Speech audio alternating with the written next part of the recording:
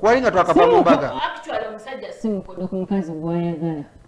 Bw'aba takwagala aba mukodo. Era nga talking about obukodo. Omukyalo yogula ku screen Juliana. Tata kamome. Tata kamome. Wanji? Tata kamome. Kamome chechi. Sente.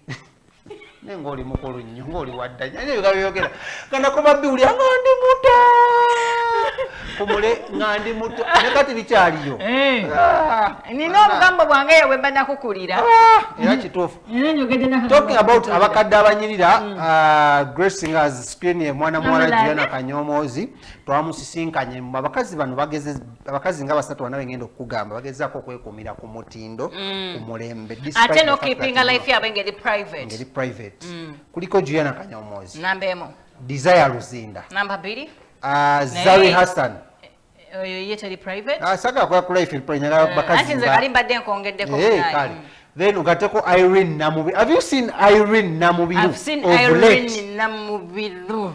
Hey! The fatness? She's just glowing enough. Juliana Chabula mukola ku hands zino. Zisoke ziberenga zikola kimaziri wamu.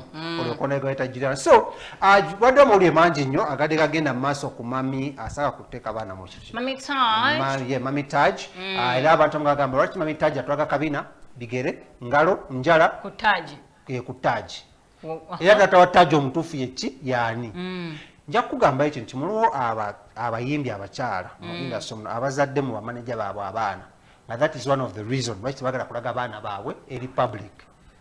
Ontakede bunyo sigamba nti wa Juliana wa manager sibinange just ndiko no baba abayimbi abazadde abaana ompwe bunyo ne bagano baragayo because of the change mu social media ngeje perceiving amu family oshegeera nabo abayimbi abazadde abaana protecting abana baabwe ngabafudde projects ngamanyo no mwana muzadde sisa ama celebrity omwana nagenda kunkolera sente oshegeera Juliana is not that type ali protecting innocence y'omwana abantu bagamba lwaki tazaalayo omwana omulala era nono alinze alokalo olibe bamukima balalu simanyi. So we talked to Juliana about few things twamusanze ku kivulu kya Rema immediately ngakava bati ku stage samuwezesa nemufuniyawo backstage nemugamba hi Julie nangamba hi King Smith how are you talabika nangamba Smith mbadde nkwekwese ebbanga naye rononyeza nemwocha anti nemwochezaawo nemugaa Juliana weekwese nnyo tuzzaako ki nangamba kakkana nina album ejja nemugamba album yo tebenga eya A-Pass nga tekuliko hit Bimba ki nemugamba Juliana lwaki okweka omwana ng'ate guli serebo nanziramu kyemwebazaako bwe kimu ekibuzo kyange yakoze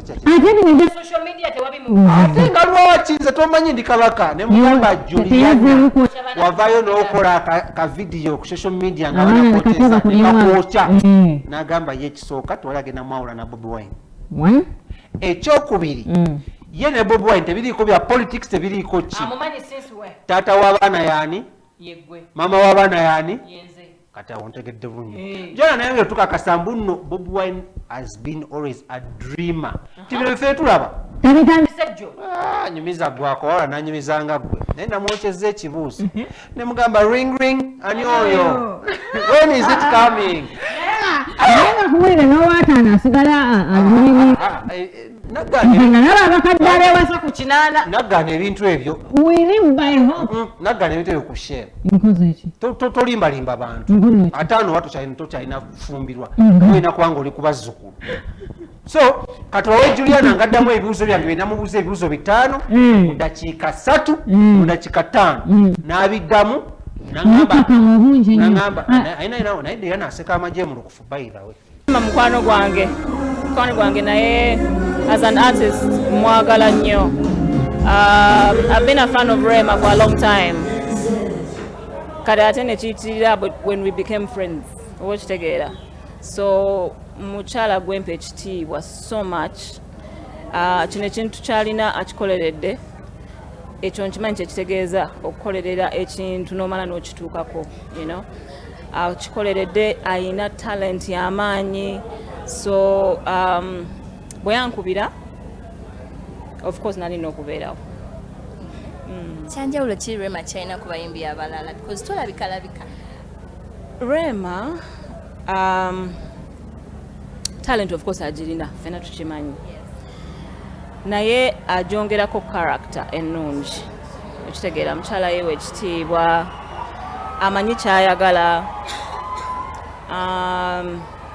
ayina confidence kwegamba yeeyisa bulungi, she carries herself well mu industry, you know, ate abadde consistent okumala ebbanga ekitali kyangu kubanga abayimbi bangi bajja mwaka gumu ebiri ogenda okulaba nga tokyamulaba tokyamuwulira naye abadde consistent ekitali ekyangu.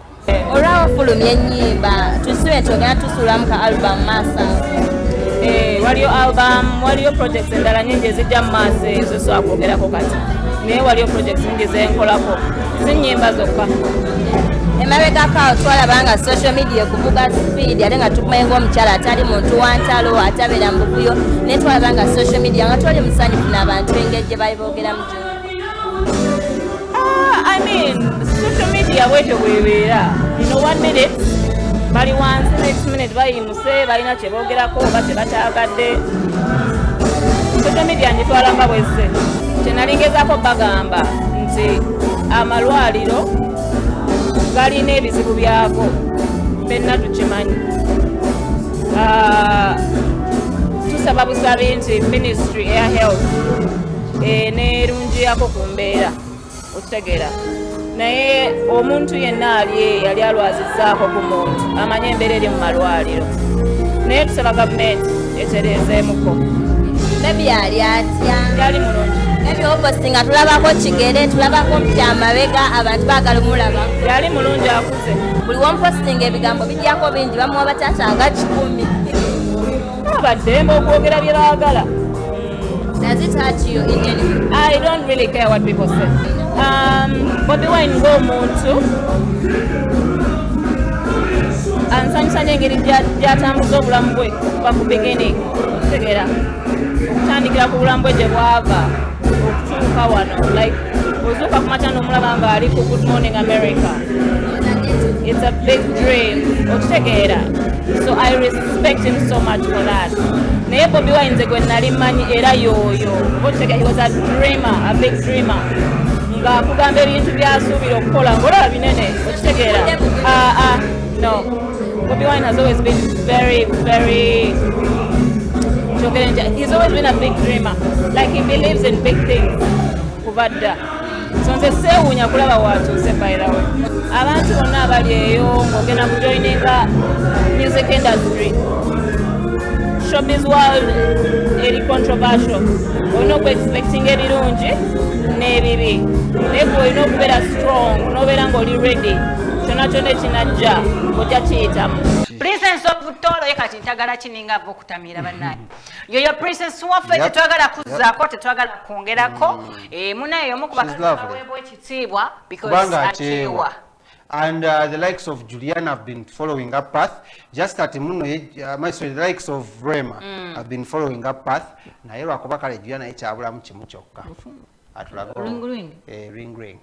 Kasayimba kayimba kaziza. Yani yesiza mani.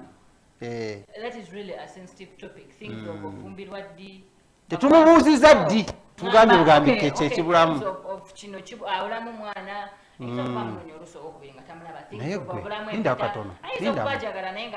Lindamu katono nnyo, lindamu. Abalongo nga basusse ennaku zino. Abalongo nga basusse ennaku. Baagala nange lindako. Era olondaba nga ticuku manya balongo. IVF zajja. Bagirata? Waliwo eddagala lyosobola okumira. N'ofuna abalongo? Ne hormones kati bano bebazana nga tebafaanagana. Amajja abiri gagetinga red omulundi gumu both sides. Kale oyo bayo mungi naye tugendeke